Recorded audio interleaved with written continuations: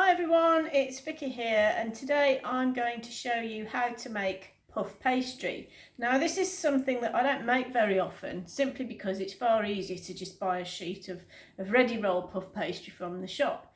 But at the moment, when I made this video, we're in a sort of COVID-19 pandemic, and lots of things seem to be in short supply in the shops, including anything to do with baking.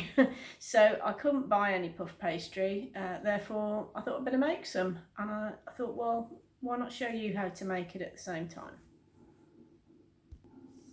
So to make the puff pastry, we start with 300 grams of plain flour, and to that I'm going to add a pinch of salt. Now, did you know that a pinch is actually a measurement? It's actually 1/8 of a teaspoon. So if you've got some measuring spoons, you need 1/8 of a teaspoon if it says a pinch, because everybody's pinch would be different.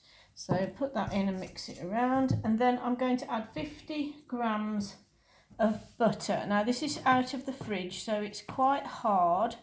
It's chilled, not soft. You need it to be chilled, and I'm just going to cut it into small pieces to enable it to mix in better. Now that's going in, and then what we do is we rub it in with our fingers. Okay, so you're literally just making sure that all the butter is mixed into the flour.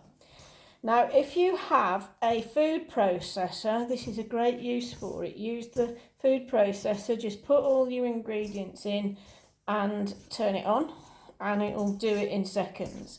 I could do that, but I thought I'll show you how to do it by hand, because I know not everybody has a food processor.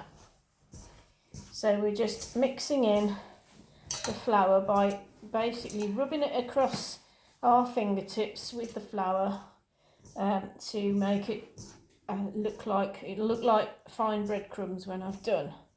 And the idea is you want to keep this as cool as possible, so make sure you've obviously washed your hands, but make sure your hands are cool, make sure your butter has come out of the fridge.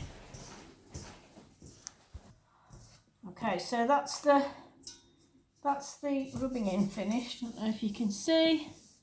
It looks like fine breadcrumbs. Okay, so now I need to add some water, and this again, like we've said before with pastry, it's a bit hit and miss.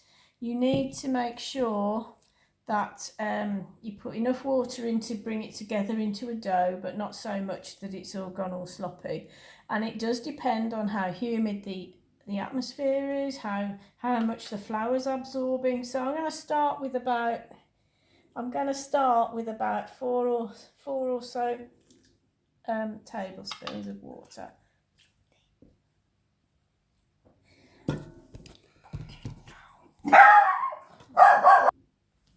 Right, so I'm putting 6 tablespoons of water in there, and then we'll give it a mix. Okay, now that's not enough water. I can see that straight away because we want it to go into a dough. So let's add a bit more. And again, if you're doing this in your food processor, then you just dribble the water in while it's working round, and you'll see that it's enough. Now this is taking quite a lot of water today, because I've already put about 6 or 7 in. I've actually lost count. It's all gone in now. Might have to get some more.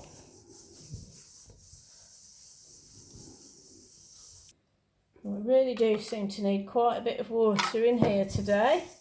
So, and this is where you've got to use your judgment really. But as long as you've still got loose bits in there, like crummy sort of loose bits, then you know you need a bit more water. So I'm just putting in a bit at a time. There, it's all starting to come together now, and it should actually all come away from the sides of the bowl. Just feel it. It's perhaps another one. There we go, and I think that will do it. Yep. Okay, so it's all coming together, can you see, in a ball? And if you do it in your food processor, you'll see it all come together in a ball like this, and you'll know it's ready. So I've just got the dough into a ball. I've just kneaded it a little bit, and then I'm going to roll it into a long, thin rectangle, and I need to keep the shape. So this is how we do it. Whoops. And keep your rolling pin floured, and you just want your board lightly floured too. And it needs to be about, whoops, oh dear, I'm knocking everything over today. It needs to be about 3 times as long as it is wide, and I'll show you why in a second. Because remember, with puff pastry in particular, it's all about getting the layers into the pastry, so we need all those nice layers. Okay, so yeah, now I'd say okay, and it's probably about, I'm not sure actually, how wide would that be? About, I'm an inches person, 1, 2, 3, 4, about 6 inches wide and probably about 18 inches long. Okay, now this is where we don't want it too thin, because what we're going to, we want it quite even like this. So we're going to roll it.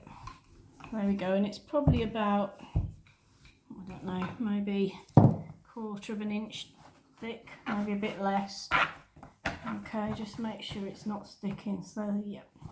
Now I've got some butter here. I've got 120 grams of butter that's been in the freezer, and that's important because what we're going to do now is we're going to grate this butter over the pastry. Okay, all of it is going over the quite hard to do because it's frozen, but obviously we've got to work quickly because it is going to melt pretty quick. Okay, so I'm just grating it, and then obviously when it's all done, I will be able to spread it out. Okay, so you can see I've actually grated this over the bottom 2/3 of the dough, and then what I'm going to do is fold it up like a letter. So we're going to fold 1/3 over like that, just stretch it a bit to go to the edge.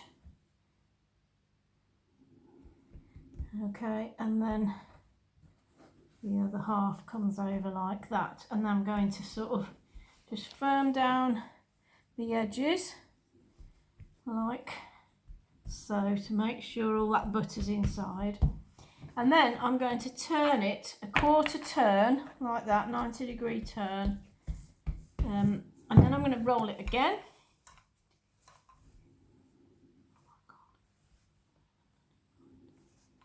I haven't done it. Okay, now what you can do is just put half of the butter in that first fold and then the other half in this fold, but I've sort of, just to save a bit of time, I'm just putting the whole lot in. But you can do it either way. So there we go, folding that out, and then I'm going to fold it again exactly the same. So here we go, fold it in 1/3 and 1/3. Okay, and that's it. Basically, I'm now going to put it in the fridge to rest, and then after half an hour it'll be ready to use because it needs to chill down, make sure that butter's not all melting.